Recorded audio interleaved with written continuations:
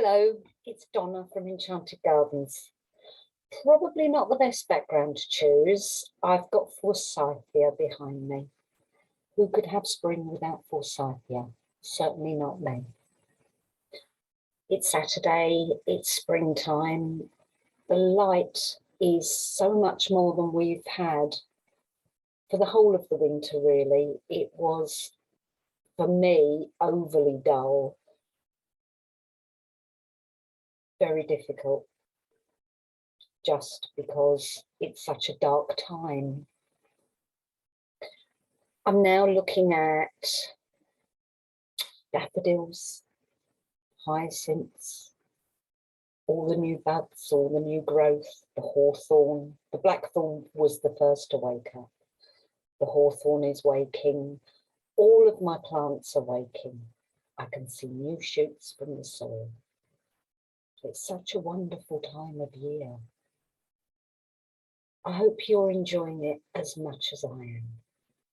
Something I wanted to speak to you about today is I was driving locally, and at the edge of some woodland, before the woodland, I saw an absolute abundance of what gardeners would call weeds, which I have in my borders here at Enchanted, and that was white nettle, dead nettle. This is a member of the Lamian family. It doesn't sting you, and the whole point of the importance of it for the pollinating insects is the shape of the flower. Now, the flowers come this time of year. The white nettle, dead nettle, is the earliest to commence growing and flowering. And along with that other little weed that gardeners don't like, that you keep removing, is red nettle.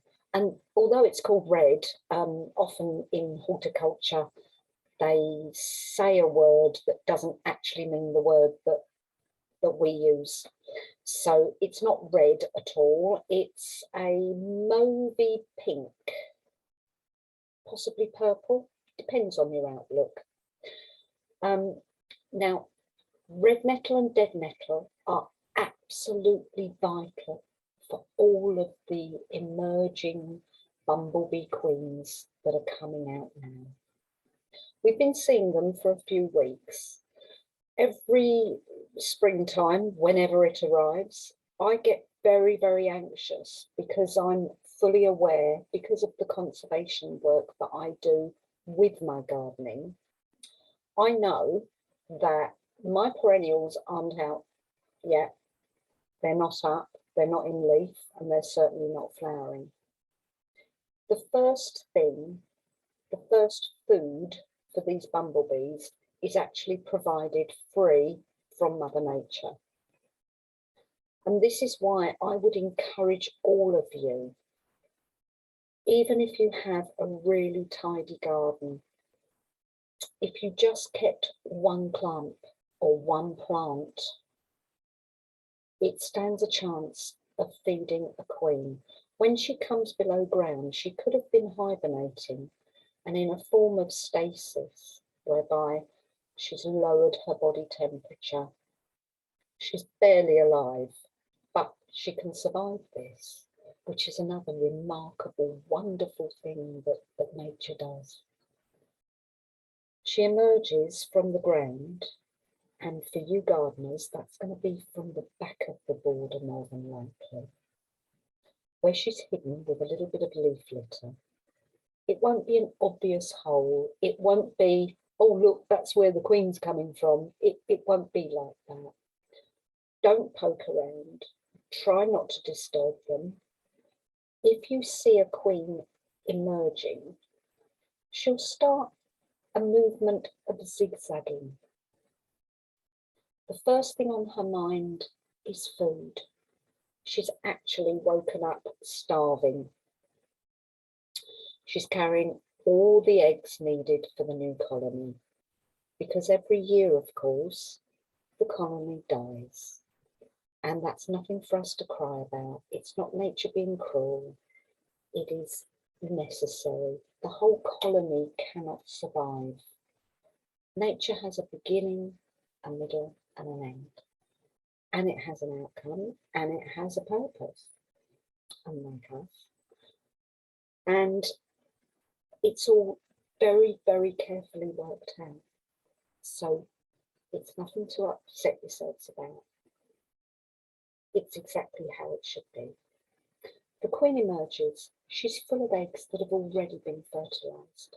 She's carrying more queens.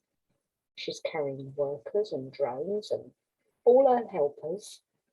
Depending on the bumblebee species, she will then immediately need to eat, which is where I've already said to you, the white nettle and the dead nettle and all the other wildflowers come into play. They are timed to flower exactly at the right time for her to feed. So she's got a food source, she's full of eggs, and she's on the hunt for a home. With the way we're gardening now, my fear is that our gardens have become somewhat sterile. They've become so clean and neat and tidy and weed-free that the emerging queens have nowhere to go because we don't leave leaves on the borders. We don't leave old growth from our perennials on the borders. So that's what I would encourage you to do. Leave nature somewhere to go and something to build. Nature comes with a whole host of jobs. They've got a to-do list in the spring. They're going to get out there and get going. You as gardeners can help that. So leave a little bit of leaf litter. You're not being lazy. You're not being a bad gardener if your garden's not perfect. If you came to Enchanted and saw mine this time of year, you'd probably be appalled. But I have hundreds and hundreds of species of bumblebees and solitary bees, and all pollinating insects. They're all breeding, they've all got a home, they've all got food. What more could you ask for?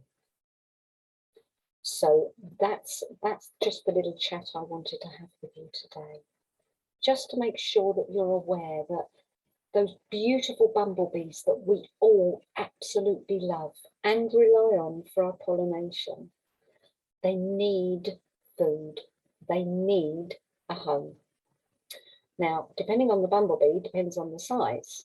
You all know I've got the shrill carder queens here, which is unusual for a garden. She should be an open countryside bee. But because I've got the ideal food and situation for her all planned out and ready, she stays in my garden. So I'm thrilled. Now, she is a tiny little bumblebee, unlike her relatives who are 3-4 times the size. And whereas they will forage for about 5 miles, she can't go very far because she's tiny and her wings are tiny. So she's on a bit of a losing end of the pollinator stick, so to speak. She's also emerging very late. Some of the other bumblebees emerge very early. There'll be people who watching this video that have seen them for weeks and weeks. Notice that there is definitely more than one type of bumblebee. And if you go to the website, the Bumblebee Trust's website, they can show you how to identify them and understand which species of bumblebees you have in your garden. And if you have shrill carders, pay attention and help the Bumblebee Trust by letting them know what you've got. It's a wonderful organisation and they're always interested. that's about it for today. I just wanted to slip that in, that springtime is glorious and abundant, but a lot of the flowers in our gardens aren't geared up to be flowering right now. And so maybe leave just 1 or 2 weeds. As soon as they've finished, you can pinch them out. They won't return till next year. But if you leave the roots in, it means that they'll come back next year. That's what we do at Enchanted, and it does seem to work. Thanks for watching. Take care. Bye-bye.